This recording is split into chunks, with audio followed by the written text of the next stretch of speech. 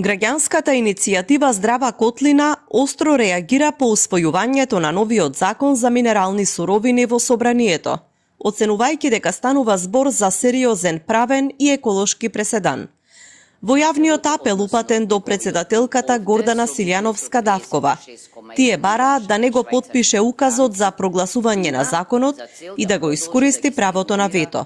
Според Здрава Котлина, суштинскиот проблем лежи во одредби што овозможуваат концесионери за рудници да започнат активности пред целосно да се решат имотно-правните односи со сопствениците на земјиштето. Тие тврдат дека ваквото решение директно го нарушува уставно загарантираното право на сопственост и создава правна несигурност, со ризик од конфликти на терен и потенцијални финансиски обврски за државата. Поради тоа што приватната собственост е загарантирана со устав, а ова соменување на законот кој што надира во делот на експроприација овозможува на било кој концесионер да копа веднаш што ќе добие дозвола за експлоатација. А таа дозвола за експлоатација, за да се добие, неопходно е да се расчистат имотно-правните односи.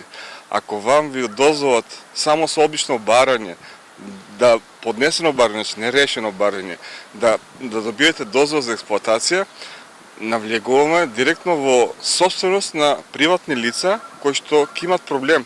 Ако немат тие проблем, ќе имат тогаш државата проблем, бидејќи државата ќе мора да плаќа или за концесионерот ако биде спречен, или пак приватното лице ако тужи, државата пак него ќе мора да му плаќа. Така да ова е многу избрзана одлука и бараме да се преиспита повторно, да се разгледа пред да биде донесен.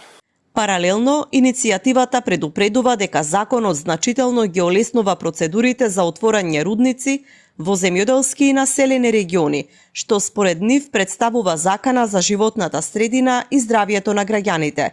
Тие се загрижени дека повторно ќе воскреснат апетитите за рудници во Струмичко, Валандовско и Гевгелиско.